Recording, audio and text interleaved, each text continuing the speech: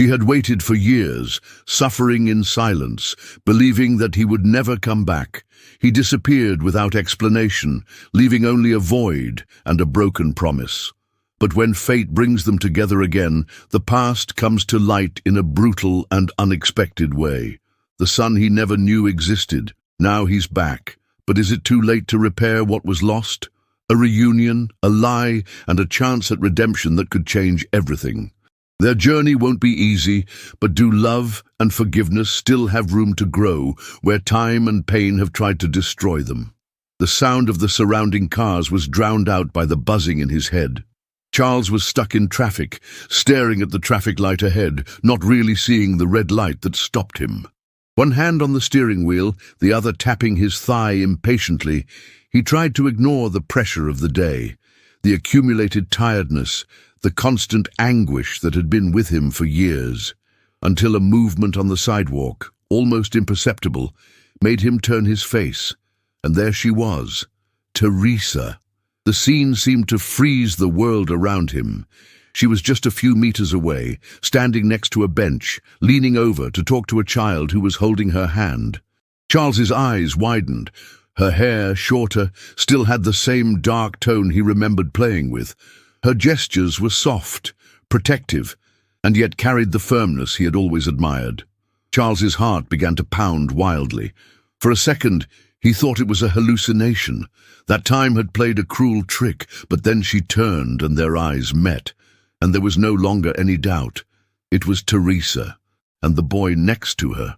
He couldn't look away from the boy. Something about that face seemed frighteningly familiar. The dark hair, the shape of the face, even the way he frowned as he concentrated on a toy he held in his small hands. Charles felt the air drain from his lungs when he saw the child's eyes. They were deep brown, just like his own. "No," he whispered, almost without a voice. The traffic light turned green. The horns behind him began to sound, insistent. But Charles didn't hear. He was stuck in absolute shock, as if his whole body had disconnected from reality. All he could do was look at them, Teresa and the boy, and something inside him, something he had tried to ignore for so long, began to crumble. The car door opened on an impulse. He got out without thinking, ignoring the angry shouts around him. His legs seemed to move on their own, taking him towards that past he had left behind without goodbyes, without explanations. Each step was a lapse in time, a collision between what he had been and what he could have been. When he got close, Teresa saw him. Her eyes widened for a moment, but then hardened. Her body tensed, her arm instinctively protecting the boy, as if Charles himself were a threat. He stopped a few paces away. His throat was dry, his heart pounding, everything in him was screaming. "Teresa," he said in a hoarse voice. She took a deep breath, held the child's hand tightly and replied, "What are you doing here?" Charles remained motionless in front of Teresa, as if his body had forgotten how to act. She, on the other hand, kept her posture firm, her gaze cold, so far from what he remembered. The boy next to her continued to play with his toy, oblivious to the turmoil that was brewing between the adults. "You're gone," she said bluntly. "You disappeared like a coward, and now you show up. Like this? He tried, but the words wouldn't come. "I didn't know that you were with child." "And what would that change?" she retorted, looking into his eyes. "Would it have been different? Would it have come back?" Charles took a step forward, feeling the unstable ground beneath his feet. "Teresa, just answer me one thing," he said, lowering his voice. "This boy, is he my son?" The silence that followed was dense. The sound of the surrounding city seemed to disappear. Teresa squeezed the child's hand tighter, as if seeking support in her own flesh. Her eyes were unblinking, fixed on his. "Does it matter now, Charles?" He felt the question like a blow. He took a deep breath, trying to keep control. "It matters more than anything." The boy looked at them both curiously, not understanding. Teresa bent down and whispered something in his ear, who nodded and ran to a nearby toy. Then she turned completely to Charles. "Do you want to know if it's yours?" she said in a low, controlled voice. "And if it is, What exactly do you intend to do? I want to be there. I want to get to know him, be in his life. Be? Now? She crossed her arms, her eyes sparkling. After 4 years, with no explanation, no message? Charles looked down, ashamed. I made a mistake. A serious mistake, but if he's my son, he is your son, Charles. The confirmation struck like thunder. He raised his eyes slowly, finding in hers not relief, but pain, anger, sorrow, all mixed together like a bitter poison she'd been harboring since the day he disappeared. Why didn't you ever tell me? She laughed without humor. Because I didn't need you. Because he didn't need you. Because... Her voice faltered, but she took a deep breath and continued.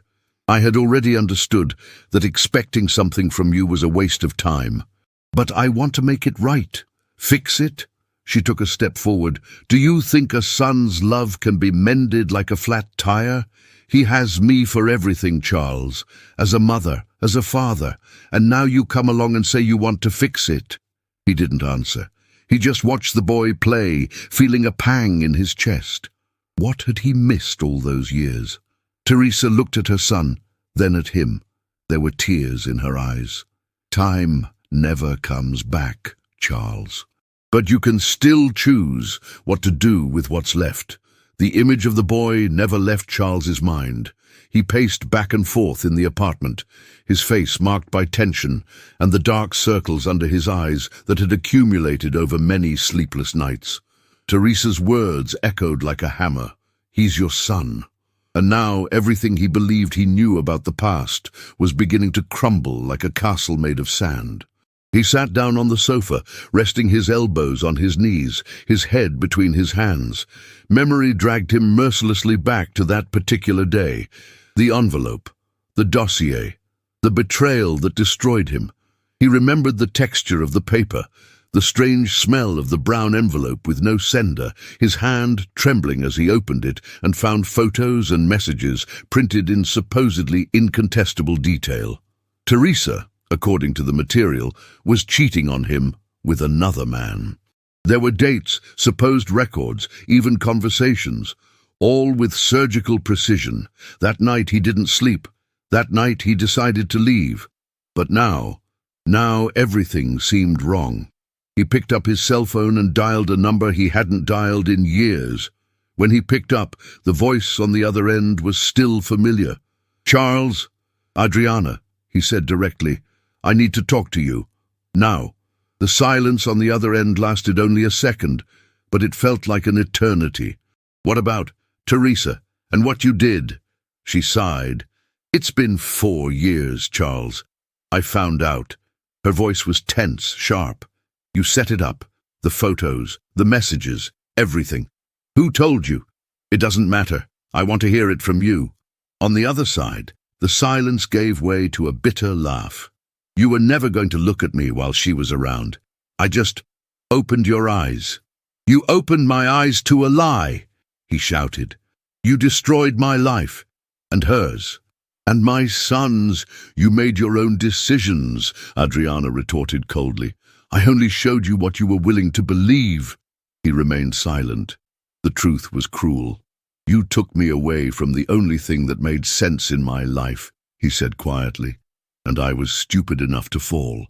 So get back out there and fight for it." Her voice softened. "There's still time, Charles." He hung up without answering. He stared at the dark screen of his cell phone for a moment, his chest tight with guilt. He knew that an explanation wasn't enough now. It wasn't enough to go back. He had to earn another chance. He looked at the door, as if he could walk through it and jump back in time.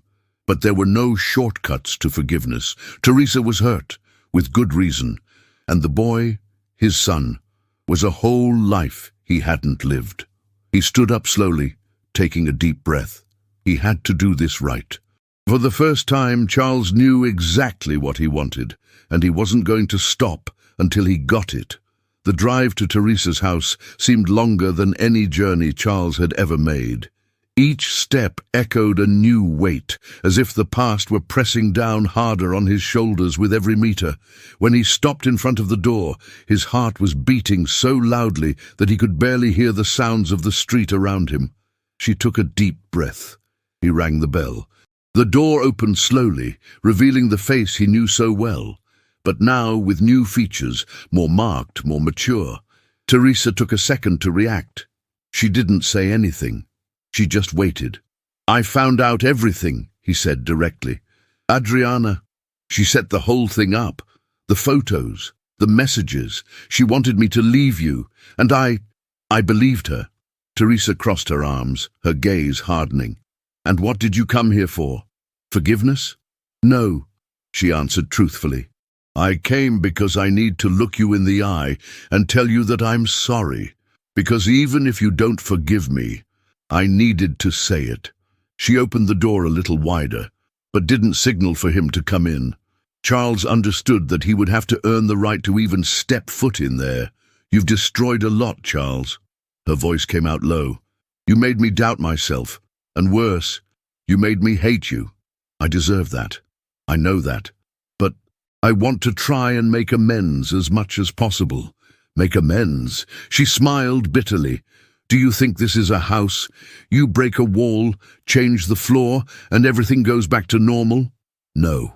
But I can't pretend nothing happened either. I want to be here. I want to be the father of our child."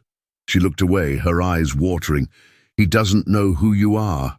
I do. And I also know that I can't force anything. All I'm asking for is one chance. One chance. To show that I've changed." Teresa hesitated. For a second, Charles saw a crack in the armor she had been wearing since their reunion, but she soon pulled herself together. "Do you think you can just go back and have it all?" she muttered. "I spent nights awake, pregnant, not knowing if I could afford diapers. I spent late nights with him on my lap, crying with colic, while you... Where were you? Dying? Imprisoned? No, you were living your life." In silence. Charles lowered his head. Shame was a metallic taste in his mouth. "I know that nothing I say will erase what you've been through. But if you give me time, I'll be here. I'll be part of his life. Even if you don't take me back." Teresa looked at him for a long moment. Then, with a sigh, she took a step back. "That doesn't change anything, but if you want to start slowly, maybe he needs a new book. The school asked for it." Charles looked up, surprised. She didn't smile, but she didn't close the door either. It was a start. Teresa hadn't imagined that it would be so difficult to keep her distance, while Charles gradually tried to occupy a space in their son's life. He was keeping his promise. He began slowly, bringing small gifts, books, educational toys. Each seemingly simple gesture took deep root, impossible to ignore. One afternoon, after leaving work, Teresa walked down the busy street to her son's school. The sun was still high, casting long shadows from the trees onto the sidewalk. She heard the boy's laughter before she even spotted him. She slowed down instinctively, and as she approached the gate, she saw Charles crouched down, playing with him, smiling good-naturedly. A bittersweet pain squeezed her heart as she saw the scene. Father and son together, so similar in their gestures, expressions, and the sparkle in their eyes. She stood there for a few minutes, hidden by the safe distance, just watching. The boy's laughter echoed in her chest like music and torture at the same time. Each laugh seemed to erase some of the weight of the past, and at the same time made it clear that Charles missed his son much more than she was willing to admit. When she finally stepped forward and they both saw her, Charles' expression changed, serious and respectful. "Mummy, look at that!" the boy exclaimed, pointing excitedly at a small toy dinosaur he was holding. "Daddy said he's taking me to the museum tomorrow, where there are more of them, for real." Teresa felt a lump form in her throat as she heard the word "daddy" spoken so naturally. Charles looked at her cautiously, waiting for her reaction. "That's nice, darling," he replied, stroking the boy's hair. "You're going to love it, I'm sure." He jumped happily, distracted by the toy, and ran a few meters ahead, allowing Teresa and Charles a few seconds of privacy. "Thank you for allowing me to pick you up today," Charles said softly. You have no idea how much it means to me." Teresa sighed, looking away for a moment. "I'm not doing this for you," she replied, trying to remain firm. "He needs you. He needs to know who you are. I do, and I want to be someone worth knowing." The silence that followed was full of unspoken emotions. Teresa observed Charles' face, the lines that time had drawn there. He seemed more mature, less impulsive, perhaps truly repentant. "He asked about you last night," Teresa admitted after a brief moment. "He asked if you would stay." Charles swallowed, clearly touched by the revelation. "And what did you say?" "That it was up to you," she whispered, almost too quietly to be heard, but enough to make him hold his breath. "And it does, Charles. I'm not going to let you come into his life and leave again." He nodded slowly, aware of the responsibility that weighed on his shoulders. "I would never do that again, Teresa. I promise." She wanted to believe him. Everything in her desperately wanted to, even though reason screamed at her to be careful. Before she could say anything else, the boy came running back to them, holding a sheet of paper. "Daddy, this drawing is for you." He happily held it out, showing a scribbled image of 3 figures together. "Is that the 3 of us?" Charles asked, thrilled. "Yes, me, you and Mommy," replied the boy with a proud smile. Teresa felt her heart race. She watched Charles kneel down and hug the boy affectionately. As she watched him, she realized something she hadn't felt for a long time. Hope. Maybe, just maybe, she could allow herself to believe in a second chance. Not for herself, but for her son. Because that child deserved to grow up with a whole heart, knowing that he was loved not only by her, but also by that father who was now fighting for him.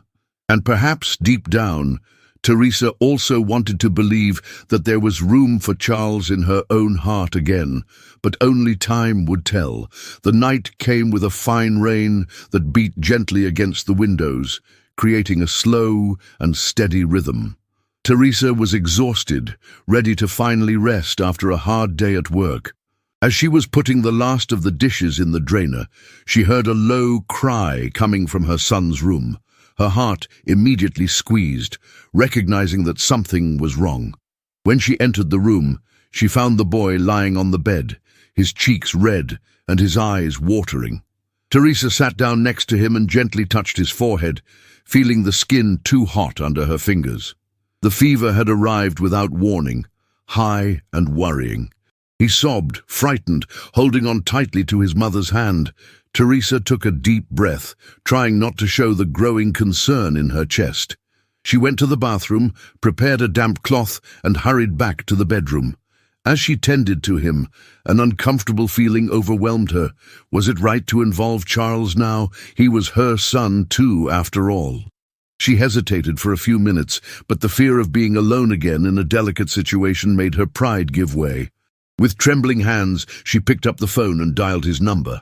Charles answered before the 3rd ring, worried by the unexpected call. "What happened, Teresa?" Her voice came out low, vulnerable. "He has a fever, Charles. Very high. I don't know if I can manage it myself." "I'm on my way," he answered immediately, assurance in his voice. "I'll be there in 10 minutes." Charles wasn't lying. In less time than she expected, he was knocking softly on the door.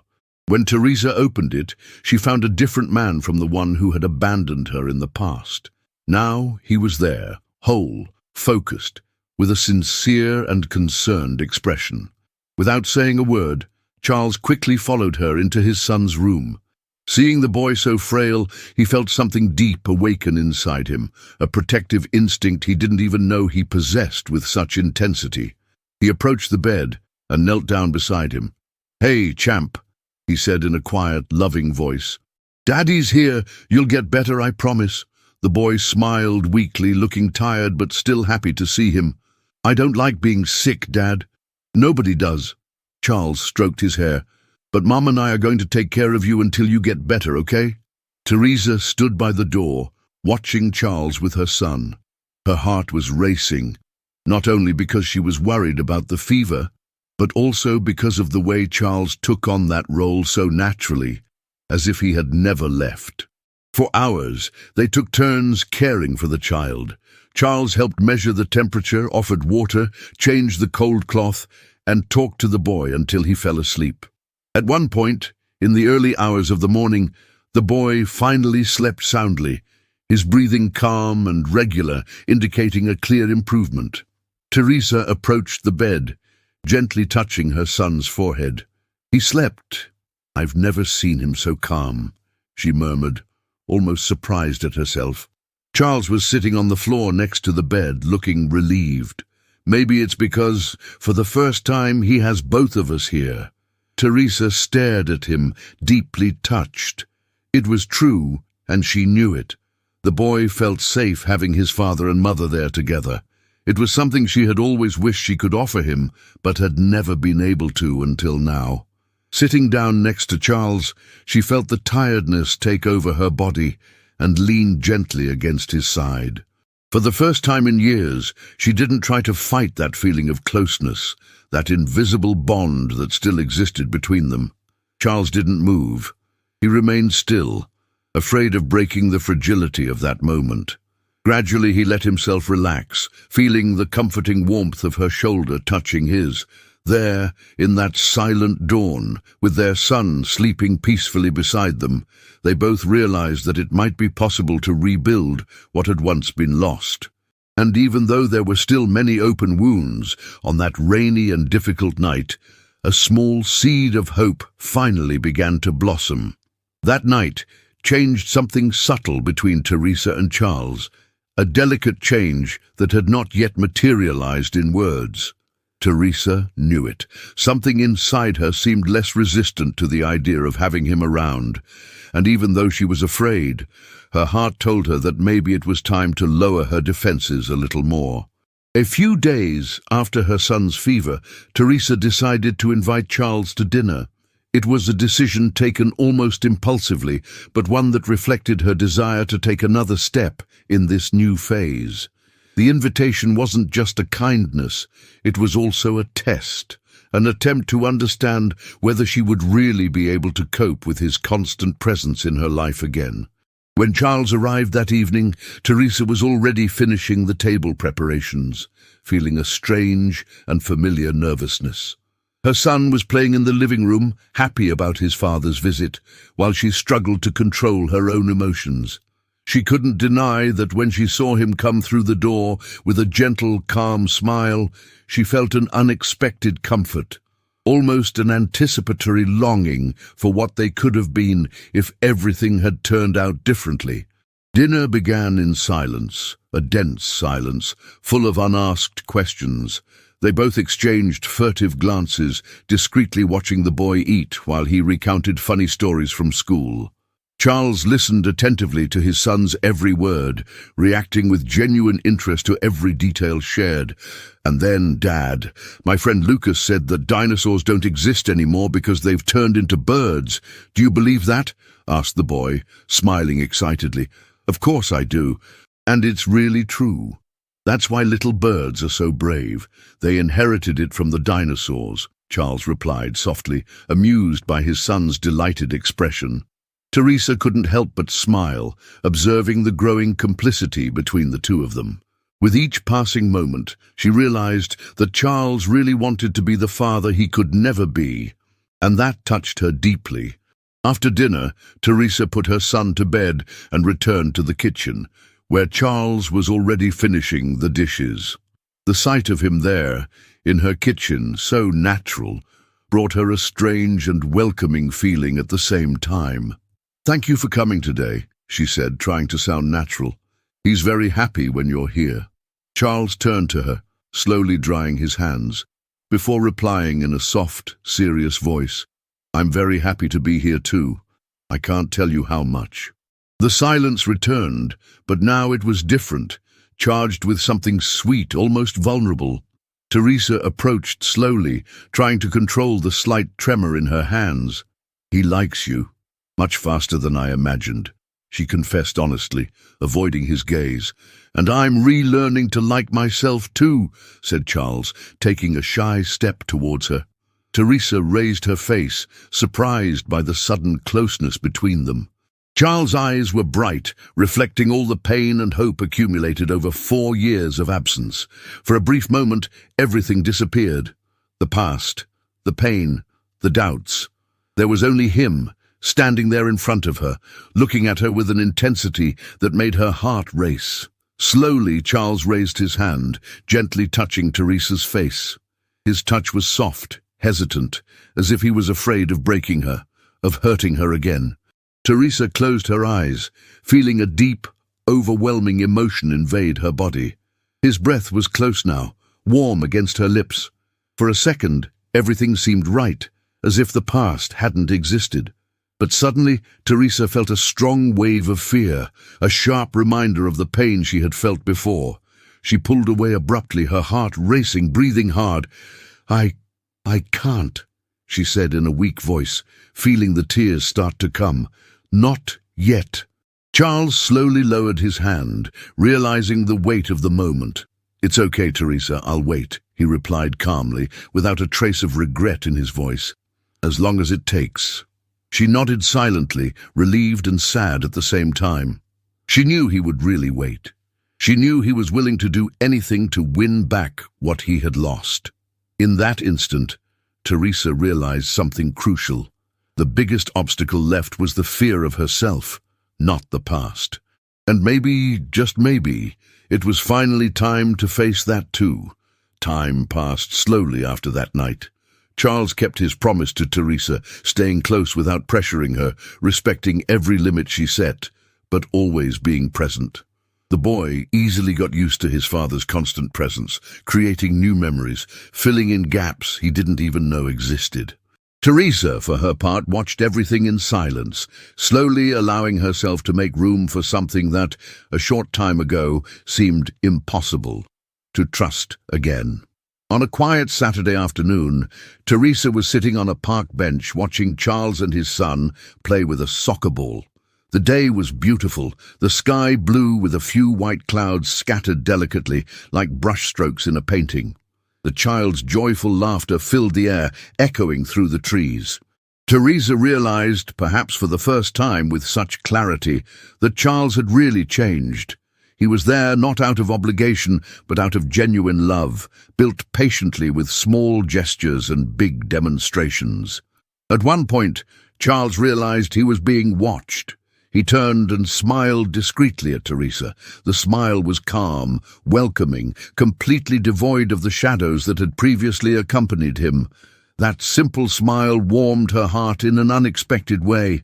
After some more time, Charles approached the bench, leaving the boy playing a little more alone.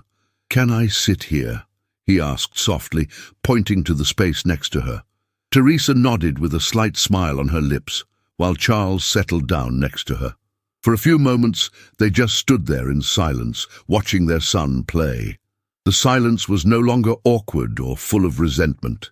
It was a good, welcoming silence that said much more than words could ever express. Finally, Teresa took a deep breath, breaking the silence. "You really love him, don't you?" she asked, her voice low but firm, while her eyes remained fixed on the child. Charles watched her carefully, absorbing the importance of that question. He knew that his answer would define not only their future as parents, but also perhaps something deeper. "With every bit of what's left of me," she answered with absolute sincerity. "I love him more than I ever thought it was possible to love anyone, and I would do anything to make him and you understand that." Teresa felt hot tears well up in her eyes, but she smiled. They weren't tears of sadness or anger, they were tears of healing, finally washing away the deepest wounds. "I believe in you, Charles. I believe you now," she whispered, her voice trembling softly, but as firm as it had ever been. Charles turned slowly towards her, feeling his own heart speed up as he understood the scale of that moment. Carefully, he held out his hand, offering it silently. Teresa hesitated for just an instant before entwining her fingers with his, finally allowing herself to accept the hand he offered her, not as a desperate plea for forgiveness, but as a sincere invitation to start again. "I'm not asking you to forgive me now, Teresa," Charles murmured in an emotional voice. But I'm here, and I'm not going anywhere." Teresa squeezed his hand gently, feeling reassured by the gesture. "I think I've begun to forgive," she said softly, more to herself than to him. The boy came running back, gently interrupting the moment between them, pulling them back to reality, happy and innocent. "Daddy, Mommy, shall we play together?" Charles looked at Teresa, seeking permission in her eyes. Teresa, her heart light for the first time in years, nodded with a genuine smile and stood up with him. And there, in that simple park, surrounded by the warm sunlight that wrapped around them like a warm embrace, they walked together to the little boy who was running happily, waiting anxiously for them. In that instant, Teresa clearly understood something essential. Sometimes the greatest pains don't disappear completely, but they can be transformed into something new and stronger if they are cared for with love, patience, and courage. Charles was there, by her side, and her son was as happy as he had ever been. This wasn't just a happy ending, it was the start they deserved from the beginning, and Teresa knew now more than ever that it was worth fighting for.